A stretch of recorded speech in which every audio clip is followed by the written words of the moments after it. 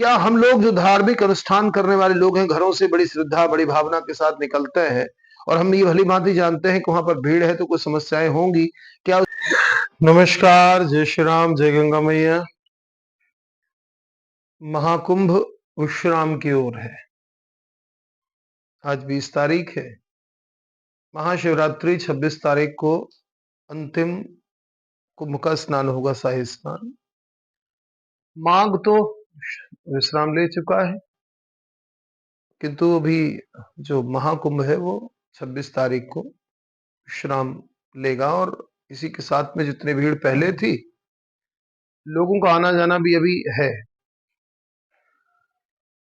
इस महाकुंभ में हम सब ने क्या खोया, क्या पाया, कहाँ गलतियां हुई। हम लोग धार्मिक लोग हैं। धार्मिक लोगों को क्या करना चाहिए, क्या नहीं करना चाहिए और हमने क्या इस महाकुंभ में किया, इन सब का लेखा जोखा।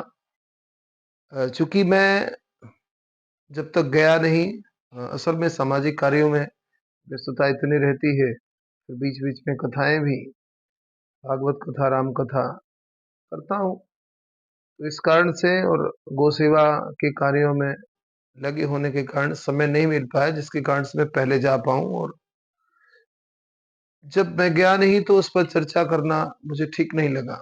लेकिन जब मैं महाकुंभ गया और रोज की खबरें सुनता रहता था, देखता रहता था, बहुत सारी बातें सामने आई। अभी हम सबने देखा कि एक भगदड़ भी हुई। कई सारी लोगों की चर्चाएं ऐसी की अव्यवस्थाएं भी हुई, बहुत सारी व्यवस्थाएं भी बनी, सरकार ने अपनी तरफ से व्यवस्थाएं बनी, पुलिस के लोग व्यवस्थाओं में जुटे रहे। लेकिन इन सबके बीच में बहुत सारी बातें आती। जैसे कुछ लोगों ने कहा कि भाई लूट भी मची हुई है, लोगों ने लूट मचा के रखी है। कई लोग सेवा भी कर रहे हैं धर्म मान करके। तो इन सब विषयों पर चर्चा आवश्यक बनती है और आप सब जो लोग गए हैं, जो लोग जाने वाले हैं या नहीं जा पाए हैं, तो अभी मध्य प्रदेश की पावन धरा उज्जैन पर सिंहस्थ होगा, तो हो सकता है कि जो इसमें नहीं गए तो सिंहस्थ में 2 साल बाद जाएंगे। लेकिन हम लोग धार्मिक लोग हैं, धर्म के अनुष्ठान को करने वाले लोग हैं और महाकुंभ एक धार्मिक आयोजन है। ये श्रद्धा का जो प्रवाह है, इस प्रवाह में हम सब लोग बहने वाले लोग हैं।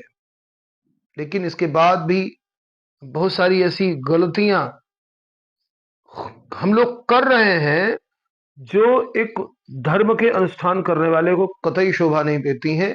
और इतना सब कुछ जो हुआ, जिस तरह का चिंतन हुआ, ये भी कई मायनों में शोभा नहीं देता है। आप सबको याद होगा, सोशल मीडिया पर इस बात की विशेष चर्चा होती है कि महाकुंभ में 4 लोगों पर विशेष चर्चा हुई। एक लड़की थी, साध्वी बन के बेचारी आई।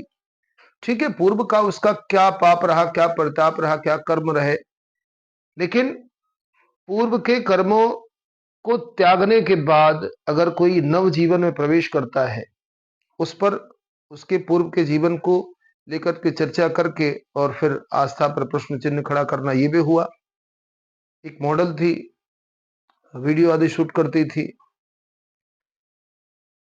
दूसरा एक व्यक्ति काफी पढ़ा लिखा और उसके पश्चात कुछ सामाजिक विषमताओं के कारण, पारिवारिक विषमताओं के कारण उसका परिवार से मोह भंग हुआ। धार्मिक संस्थाओं से जुड़ने के बाद उसने अपने आप को एक रूप में प्रकट किया, उस पर चर्चा हुई। ITN बाबा के नाम से एक लड़का था, कोई माला बेच रही थी, किसी को उसकी आंखें अच्छी लगी, उस पर लोगों ने खूब चर्चा की। और एक एक्ट्रेस रही, उस पर भी चर्चा हुई, महामंडलेश्वर बनी, फिर हटाया गया। क्या केवल चर्चा के ये 4 बिंदु थे? इसके बाद भगदड़ हुई तो भगदड़ पर चर्चा हुई। कितने लोग, तपस्वी लोग आए, कितनी आस्था के साथ में इस महाकुंभ में प्रवेश किया लोगों ने।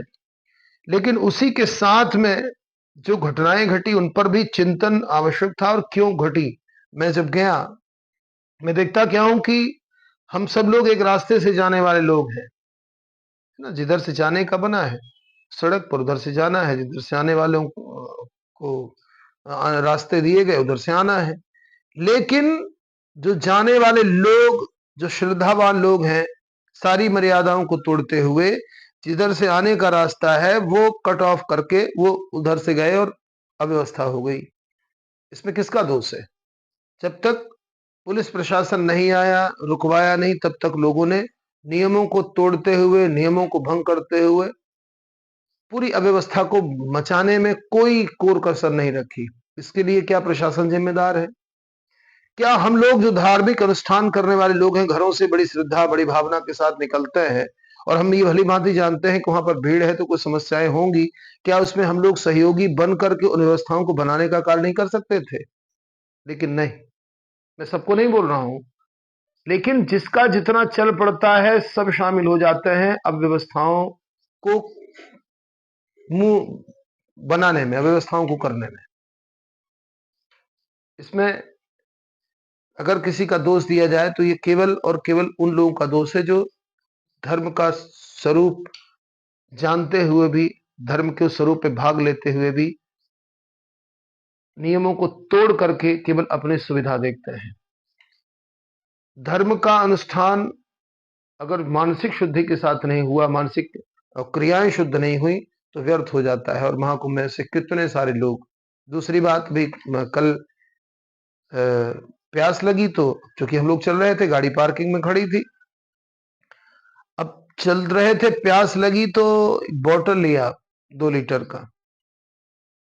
अब जल्दी में ध्यान नहीं दिया, सामने वाले ने बोला कि 50 रुपए 2 लीटर पानी का बोतल, जो कितने का मिलता है? 30 रुपए का। उसको भी 28 रुपए मिला होगा, 25 रुपए मिला होगा, लाभ तो हुआ होगा। अब ये लोग पाश्विक प्रवृत्ति के लोग हैं। धन पशु मैं बोला करता हूं अक्सर, सोशल मीडिया में जो लोग मुझसे जुड़े हैं फेसबुक पे, उस पर मैं अक्सर चर्चा करता हूं। तो धन पशु ये लोग होते हैं जो केवल धर्म के स्थान को भी अपने मानसिक विकृति को संतुष्ट करने में, धन के रूप में जो मानसिक विकृति होती है, अब विचार करिए। और केवल उसमें आवश्यक नहीं कि कोई बहुत बड़ी कंपनी का कोई मालिक हो वही शामिल होता है, छोटे छोटे धंधे करने वाले लोग भी उसमें शामिल होते हैं। हम बड़े लोगों को तो देखकर दोष देते हैं, लेकिन जो छोटे स्तर पे लोग बेईमानियां कर रहे हैं उस पर ध्यान नहीं जाता। ऐसे कितने ही सारे लोग, चाहे वो चने वाला हो, ऐसे कितने सारे लोगों ने मजबूरियों, जहां एक तरफ लोग सेवा करने में लगे रहे, वही कितने सारे लोग ऐसे जो लोगों की मजबूरियों का फायदा उठाने में लगे रहे। मुझे उस बोतल की घटना से स्मरण हुआ इस बात का, चिंतन किया मैंने इस बात का कि लोग अगर बोलते हैं तो कहीं ना कहीं ये कैसे लोग, ये राक्षस हैं, ये केवल इन अनुष्ठानों का उपयोग अपनी राक्षसी वृत्ति को पोषित करने के लिए करते हैं। ऐसे कितने सारे लोग हैं। सरकार को भी इस पर चिंतन करना चाहिए। भाई, एक ऐसा नंबर होना चाहिए, टोल फ्री नंबर, कि जहां पर ऐसी लूट हुई तो उसका वीडियो, उसका फोटो बना करके उसका लोकेशन दे करके और उसको सजा मिलनी चाहिए। लूट का अधिकार किसी को इस तरह से नहीं होना चाहिए कि यहाँ से लोग धर्म का अनुष्ठान करने जा रहे हैं, किस किस परिस्थिति में जा रहे हैं, उसके बाद लोग उनकी मजबूरियों का फायदा उठा करके और दुगने रेट पे, तिगने रेट पे, ये काला बाजारी केवल जब समूह बना करके हो तभी कहलाएगी क्या? ये तो घोर काला बाजारी है और इसमें सब लोग शामिल हैं। तो अभी सिंहस्थ होने वाला है और इस तरह की बातों का चिंतन बहुत ही गंभीरता से होना चाहिए।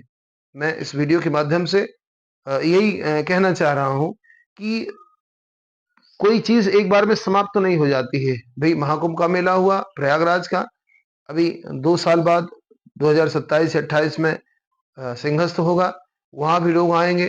क्योंकि समय सोशल मीडिया का है, एडवर्टीजमेंट अपने आप हो जाता है, तो आस्था के साथ में, श्रद्धा के साथ में बहुत सारे लोग प्रदर्शन के लिए भी आते हैं, तो भीड़ बढ़ जाती है। और जब भीड़ बढ़ जाती है तो वहां पर बहुत सारी चीजें ध्यान देने योग्य हो जाती है, छोटी छोटी चीजें होती हैं जिन पर ध्यान देना प्रशासन को भी आवश्यक हो जाता है। और हम सब लोग जो उस यात्रा में शामिल होते हैं, उस मेले में शामिल होते हैं धर्म के अनुष्ठान के रूप में, उन लोगों की भी जिम्मेदारी बढ़ जाती है। लेकिन दुर्भाग्य ये है कि हम लोग धार्मिक लोग तो हैं, ईश्वर को मानने वाले लोग तो हैं, पर ईश्वरीय कर्म से बचने का प्रायः प्रयास करते हैं। इसलिए अगर हम ईश्वर को मानते हैं तो ईश्वरीय कर्म भी करने का अभ्यास होना चाहिए, व्यवस्थाएं बनाने का कार्य होना चाहिए।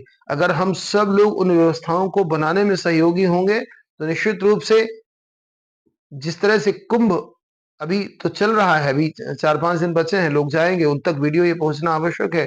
वहां पर जाएं तो हम लोग व्यवस्थाओं में सहयोगी हों और